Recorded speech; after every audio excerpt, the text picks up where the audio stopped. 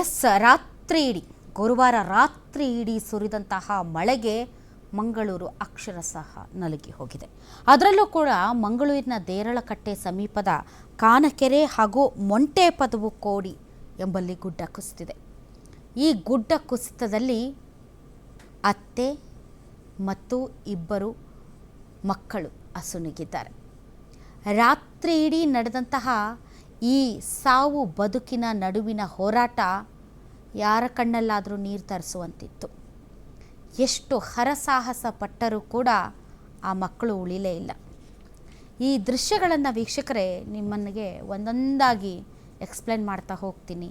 ಹೇಗಿತ್ತು ಆ ಜೀವನ ಮರಣದ ಹೋರಾಟ ಅಂತ, ಹೇಗಿತ್ತು ಆ ಮನಕಲುಕುವ ದೃಶ್ಯಗಳು ಅಂತ, ಹೇಗಿತ್ತು ಅಲ್ಲಿನ ಹರಸಾಹಸ ಅಂತ.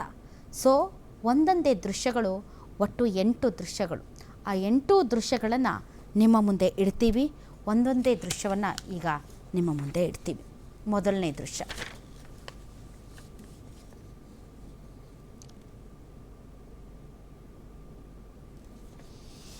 ಎಸ್, ಮೊದಲನೇ ದೃಶ್ಯ. ಇದು ಒಂದೇ ಕುಟುಂಬ, ತಂದೆ ತಾಯಿ, ಇಬ್ಬರು ಮಕ್ಕಳು, ಗಂಡ ಹೆಂಡತಿ, ಸುಖವಾದ ಸಂಸಾರ. ಸೊ ಈ ಮನೆಯಲ್ಲಿ ಇನ್ನೂ 3 ಇದ್ದರು. ಅದು ತಂದೆ ತಾಯಿ, ಇಬ್ಬರು ಗಂಡು ಮಕ್ಕಳು. ಆ ಇಬ್ಬರು ಗಂಡು ಮಕ್ಕಳಿಗೆ ಮದುವೆ ಆಗಿದೆ. ಒಂದು ಮಗ ಸೊಸೆ ಮತ್ತು ಇಬ್ಬರು ಮಕ್ಕಳಿದ್ರು. ಇನ್ನೊಂದು ಮಗ ಸೊಸೆ ಮತ್ತು ಒಂದು ಮಗು. ಆದರೆ ಹಿಂದಿನ ದಿನ, ಈ ಗುಡ್ಡ ಕುಸಿತ ಆಗೋದರ ಹಿಂದಿನ ದಿನ ಹೆಂಡತಿಯ ತವರು ಮನೆಗೆ ಹೋದರು. ಯಾರು? ಇನ್ನೊಬ್ಬ ಮಗ, ಸೊಸೆ ಮತ್ತು ಮೊಮ್ಮಗು. ಈ 3 ಜನ ಹಿಂದಿನ ದಿನ ಅಷ್ಟೇ ತವರು ಮನೆಗೆ ಹೋದರು. ಹಾಗಾಗಿ ಅವರು ಈ ಗುಡ್ಡ ಕುಸಿತ ಪ್ರಕರಣದಿಂದ ತಪ್ಪಿಸ್ಕೊಂಡ್ರು. ಇದು ಗುಡ್ಡದ ಪಕ್ಕದಲ್ಲೇ ಇದ್ದಂತಹ ಏಕಾಂಗಿ ಮನೆ, ಸುತ್ತಮುತ್ತ ಯಾರೂ ಇಲ್ಲ, ಕೊನೆ ಎಂಡ್. ಮತ್ತು ಈ ಮನೆಗೆ ಹೋಗೋದಕ್ಕೆ ಸುಮಾರು 50 ಮೀಟರ್ನಷ್ಟು ಕಾಲ್ನಡಿಗೆ ದಾರಿ ಅಷ್ಟೇ ಇರೋದು.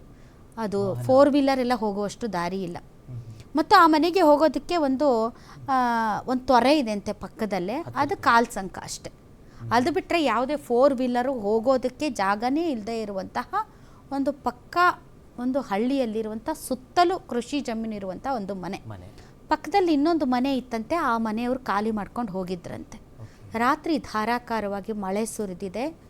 ಗುಡ್ಡ ಏಕಾಏಕಿ ಕುಸಿದಿದೆ. ಸರಿಸುಮಾರು ರಾತ್ರಿ 3:30 ಗುಡ್ಡ ಕುಸಿಯೋದಕ್ಕೆ ಆರಂಭ ಆಗಿದೆ. ಮನೆಯಲ್ಲಿ ಎಲ್ಲರೂ ಮಲ್ಕೊಂಡಿದ್ರು. ಯಾರ್ಯಾರು? ತಂದೆ ತಾಯಿ, ಮಗ ಸೊಸೆ ಮತ್ತು ಇಬ್ಬರು ಮಕ್ಕಳು, ಪುಟ್ಟ ಮಕ್ಕಳು. ಒಂದು ವರ್ಷದ್ದು, ಒಂದು 5 ವರ್ಷದ್ದು. ಏನೋ ಒಂಥರ ಸೌಂಡ್ ಬಂದಂಗಾಯಿತು. ಮೊದಲಿಗೆ ಮಗ ಎದ್ದು ಹೊರಗಡೆ ಓಡಿ ಬರ್ತಾರೆ, ಆಚೆ ಓಡಿ ಬರ್ತಾರೆ. ಮಗ ಎದ್ದು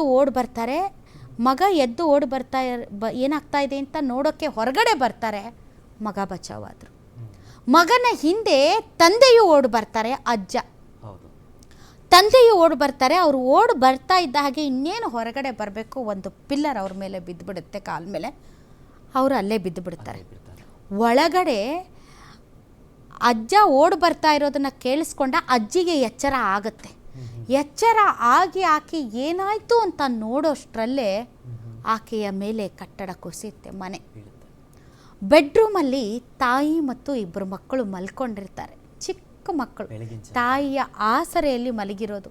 ತುಂಬ ನಿದ್ದೆ. 3:30 ನೋಡಿ. ಇದು ಗುಡ್ಡದ ಪಕ್ಕದಲ್ಲೇ ಇರುವಂತಹ ಮನೆ.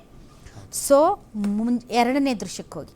ಎರಡನೇ ದೃಶ್ಯ, ಮುಂಜಾನೆ 4 ಗಂಟೆಗೆ ಭಾರೀ ಕುಸಿತ, ಗುಡ್ಡ ಕುಸಿದು ಬೀಳುತ್ತೆ. ಸೊ ಗುಡ್ಡ ಕುಸಿದು ಬಿದ್ದ ತಕ್ಷಣ ಏನಾಗ್ತಾ ಇದೆ ಅಂತ ಗೊತ್ತಾಗೋದಿಲ್ಲ. ಮೂರನೇ ದೃಶ್ಯಕ್ಕೆ ಹೋಗಿ. ಏನಾಗ್ತಾ ಇದೆ ಅಂತ ಗೊತ್ತಾಗೋದಿಲ್ಲ. ಕೊನೆಗೆ ಏನಾಗ್ತಾ ಇದೆ ಅಂತ ಗೊತ್ತಾಗೋಷ್ಟರಲ್ಲಿ ಇಡೀ ಬಿಲ್ಡಿಂಗ್ ಮೈ ಮೇಲೆ ಬಿದ್ದಿದೆ. ದೃಶ್ಯ 3 ಫುಲ್ ವಿಂಡೋದಲ್ಲಿ ತೋರಿಸಿ. ಸೊ ಬಿದ್ದಿದೆ. ನೋಡಿದರೆ ಮಕ್ಕಳಿಬ್ಬರು ತನ್ನ ತೋಳಲ್ಲಿದ್ದಾರೆ. ನೋಡಿ ಎಂಥ ಮನ ಕಲಕುವ ದೃಶ್ಯ. ಅದು ತಾಯಿ ಪಕ್ಕ ಆಡ್ತಾ ಇರುವಂಥ 1 ವರ್ಷದ ಮಗು. ಅದರ ಪಕ್ಕದಲ್ಲೇ ಹೆಣವಾಗಿ ಬಿದ್ದಿರುವ 5 ವರ್ಷದ ಇನ್ನೊಂದು ಮಗು. ಈ ದೃಶ್ಯ ನೋಡಿದವ್ರಿಗೆ ಯಾರಿಗಾದ್ರೂ ಕಣ್ಣೀರು ಬರಲಿಲ್ಲ ಅಂದರೆ ಅವ್ರ ಮನುಷ್ಯರೇ ಅಲ್ಲ. ಇಡೀ ಸೊಂಟದ ಕೆಳಗೆ ಏನೂ ಇಲ್ಲ ಆ ತಾಯಿಗೆ. ಬಿಲ್ಡಿಂಗ್ ಬಿದ್ದಿದೆ. ಮಗುನ ತೋಳಲ್ಲಿ ಹಿಡ್ಕೊಂಡಿದೆ ಆ ತಾಯಿ. ನನಗೆ ಹೆಂಗಾದರೂ ಆಗೋಗಲಿ ನನ್ನ ಮಕ್ಕಳನ್ನ ಮೊದಲು ರಕ್ಷಣೆ ಮಾಡಿ, ನನಗೆ ಹೆಂಗಾದರೂ ಆಗೋಗಲಿ ಮೊದಲು ನನ್ನ ಮಕ್ಕಳನ್ನು ರಕ್ಷಣೆ ಮಾಡಿ ಅಂತ ಪಕ್ಕದಲ್ಲಿ ಆಕೆಗೆ 1 ವರ್ಷದ ಮಗು ಅಷ್ಟೇ ಕಾಣ್ತಾ ಇದೆ. 5 ವರ್ಷದ ಮಗು ಸತ್ತೋಗಿದೆ ಅನ್ನೋದು ಆಕೆಗೆ ಕಾಣಿಸ್ತಾ ಇಲ್ಲ. ಅಲ್ಲಿ ನೋಡಿ ಅದನ್ನು, ಆ ದೃಶ್ಯಗಳು ಒಂದು ಸ್ವಲ್ಪ ಝೂಮ್ ಇನ್ ಮಾಡೋದು ನೋಡಿ. ಅದು 1 ವರ್ಷದ ಮಗು ಆಟ ಆಡ್ತಾ ಇದೆ ಕೈಗಳನ್ನೆಲ್ಲ, ಅದು ಬದುಕಿದೆ. ನಾನು ಆ ಮಗು ಬದುಕಿಬಿಡುತ್ತೆ, ಆ ಮಗುಗೇನೂ ಆಗಲ್ಲ, ಇಷ್ಟು ಆ್ಯಕ್ಟಿವ್ ಆಗಿದೆ ಅಂತ. ಸೊ 3:30ಕ್ಕೆ ಈ ಘಟನೆ ನಡೆಯುತ್ತೆ. 4 ಗಂಟೆಗೆಲ್ಲ ಹೊರಗಡೆ ಬಂದು ಅಕ್ಕಪಕ್ಕದವ್ರನ್ನ ಎಬ್ಬಿಸುವಂಥ ಪ್ರಯತ್ನವನ್ನು ಗಂಡ ಮಾಡ್ತಾನೆ.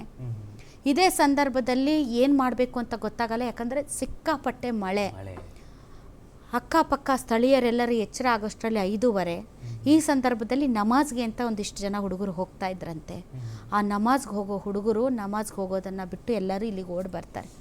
ಓಡಿ ಬಂದು NDRF ತಂಡ ಬರುವವರೆಗೂ ಅಲ್ಲಿನ ಸ್ಥಳೀಯರು ನಮಾಜ್ಗೆ ಹೋಗ್ತಾ ಇದ್ದಂಥ ಹುಡುಗರು ಏನೇನೋ ಮಾಡಿ ಹೆಂಗೆಂಗೋ ಮಾಡಿ ಈ ಒಂದು ಆ ಅಜ್ಜ ಬಿದ್ದಿರ್ತಾನಲ್ಲ ಅವರನ್ನು ಬಚಾವ್ ಮಾಡ್ತಾರೆ. ಪಿಲ್ಲರ್ ಏನು ಬಿದ್ದಿರುತ್ತೆ ಅವರನ್ನು ಮೊದಲಿಗೆ NDRF ತಂಡ ಬರೋದಕ್ಕಿಂತ ಮುಂಚೆ ಅಜ್ಜನನ್ನು ಅಲ್ಲಿನ ಸ್ಥಳೀಯರು ಏನೇನೋ ವುಡ್ ಕಟ್ಟರು ಅದು ಇದು ಏನೇನು ಸಾಧ್ಯನೋ ಅದನ್ನೆಲ್ಲ ತಂದು ಫಸ್ಟು ಆ ಅಜ್ಜನ ಹೊರಗಡೆ ತೆಗಿತಾರೆ. ಕೊನೆಗೆ ಈ ತಾಯಿ ಮಕ್ಕಳನ್ನು ಹೇಗೆ ತೆಗಿಬೇಕು ಅಂತ ಗೊತ್ತಾಗಲ್ಲ, ಯಾಕಂದರೆ ಒಂದು ಸಣ್ಣ ಅಜಾಗರೂಕತೆ ಮತ್ತು ಇಡೀ ಅಲ್ಲೇನು ಪಿಲ್ಲರ್ ಒಂದು ಸಪೋರ್ಟಿಗೆ ಗೋಡೆ ಮತ್ತು ಪಿಲ್ಲರ್ ಮಧ್ಯೆ ಸಿಕ್ಕಾಕೊಂಡಿರೋರು ಇದು ಬಿದ್ದು ಬಿಡುತ್ತೆ ಅನ್ನುವಂತಹ ಆತಂಕ. ಆದರೂ ಸ್ಥಳೀಯರು ಏನೇನೋ ಕಷ್ಟಪಡ್ತಾರೆ, ಮಳೆ, ಹೋಗೋಕ್ಕೆ ಜಾಗ ಇಲ್ಲ, ಸುಮಾರು ಒಂದು ಬೈಕ್ ನಿಲ್ಲಿಸೋದಕ್ಕೂ ಒಂದು 500 ಮೀಟ್ರ್ ಹಿಂದೆನೇ ನಿಲ್ಲಿಸ್ಬೇಕಂತೆ, ಆ ಥರದ ಪರಿಸ್ಥಿತಿ. ಇನ್ನು NDRF ತಂಡ ಬಂದು ಅಲ್ಲಿ ಹೆವಿ ಯಂತ್ರೋಪಕರಣಗಳನ್ನು ತಗೊಂಡು ಹೋಗೋದಕ್ಕೂ ಕೂಡ ವೆಹಿಕಲ್ಗೆ ದಾರಿ ಇಲ್ಲ. ಅಲ್ಲಿ ಎಲ್ಲವನ್ನ ಕೈಯಲ್ಲೇ ತಗೊಂಡು, ಗ್ಯಾಸ್ ಕಟ್ಟರ್ ಅಂತೆ ಅದಂತೆ ಇದಂತೆ ಎಲ್ಲವನ್ನ ಕೈಗಳಲ್ಲೇ ತಗೊಂಡು. ಈ ಸಂದರ್ಭದಲ್ಲಿ ಅಷ್ಟೊತ್ತಿಗಾಗಲೇ ಒಂದು ಮೆಡಿಕಲ್ ಟೀಮ್ 3 ತಂಡ ಬಂದಿತ್ತು. ಆ 3 ತಂಡ ಸ್ಲೋಲಿ ಇದು ಬಿದ್ದಾಗ ಆ ಒಂದು 5 ವರ್ಷದ ಮಗು ಏನಿತ್ತೋ ಅದು ಜೀವಂತವಾಗಿತ್ತಂತೆ. ಆದರೆ ಆಕ್ಸಿಜನ್ ಕೊರತೆಯಿಂದ ಮತ್ತು ಪೆಟ್ಟು ಬೇರೆ ಆಗಿತ್ತು, ಆಕ್ಸಿಜನ್ ಕೊರತೆ ಜಾಸ್ತಿ ಆದ್ದರಿಂದ ಆ ಮಗು ಸತ್ತೋಯ್ತು. ಆಮೇಲೆ ವೈದ್ಯಕೀಯ ತಂಡ ತುಂಬ ಚೆನ್ನಾಗಿ ಕೆಲಸ ನಿರ್ವಹಿಸ್ತು ಅಂತ ಸ್ಥಳೀಯರು ಹೇಳ್ತಾರೆ. ಯಾಕೆಂದರೆ ಅಲ್ಲೇ ಆ ಸಂದಿಯಲ್ಲಿ ಆ ಮಗುವಿಗೆ ಡ್ರಿಪ್ಸ್ ಕೊಡೋದು, ತಾಯಿ ಡ್ರಿಪ್ಸ್ ಹಾಕೋದು, ಆಕ್ಸಿಜನ್ ಸಪ್ಲೈ ಮಾಡೋದು, ಈ ಥರ ಸುಮಾರು 9 ಗಂಟೆಗಳ ಕಾಲ ಸುದೀರ್ಘವಾದಂತಹ ಕಾರ್ಯಾಚರಣೆ. ಏಕೆಂದರೆ ಏನನ್ನೂ ಅಲ್ಲಿಗೆ ತೆಗೆದುಕೊಂಡು ಹೋಗೋಕ್ಕಾಗದೇ ಇರುವಂತಹ ಪರಿಸ್ಥಿತಿ. ತಾಯಿ ಪದೇ ಪದೇ ನನ್ನ ಮಕ್ಕಳನ್ನು ರಕ್ಷಿಸಿ, ನನ್ನ ಮಕ್ಕಳನ್ನು ರಕ್ಷಿಸಿ, ನನ್ನ ಮಕ್ಕಳನ್ನು ರಕ್ಷಿಸಿ ಅಂತ ಬೇಡ್ತಾ ಇದ್ದರು. ಆ ಮಗು ಬದುಕುತ್ತೆ ಅಂತ ನಾನು ನಿಜವಾಗ್ಲೂ ಭಾಳ ಆಸೆಯಿಂದ ಇದ್ದೆ. ಆರುಷ್ ಆ ಮಗು ಹೆಸರು. ಕೈಕಾಲು ಅಳ್ಳಾಡಿಸ್ತಾರೆ. 2 ವರ್ಷನೋ 1 ವರ್ಷನೋ ಮಗುವಿಗೆ. ಪಕ್ಕದಲ್ಲಿ ಇನ್ನೊಂದು ಮಗುವಿದೆ, ಆ ಮಗು ಸತ್ತೇ ಹೋಗಿದೆ. ಕೊನೆಗೆ NDRF ತಂಡ ಅಲ್ಲಿಗೆ ಬರುತ್ತೆ. ಬಂದು ಮೊದಲು ಸತ್ತು ಹೋಗಿರುವ ಆ ಮಗುವನ್ನು ಹೇಳ್ಕೊಂಡು ಬರ್ತಾರೆ. ಆ ಮಗುವಿನ ಹೆಸರು ಆರ್ಯನ್. ದೃಶ್ಯ 5. ಆ ಮಗುವಿನ ಹೆಸರು ಆರ್ಯನ್. ದೃಶ್ಯ 5 ತೋರಿಸಿ. ದೃಶ್ಯ 5. ಆ ಮಗುವಿನ ಹೆಸರು ಆರ್ಯನ್. ಆ ಮಗುವನ್ನು ಹೊರಗಡೆ ಹೇಳ್ಕೊಂಡು ಬರ್ತಾರೆ.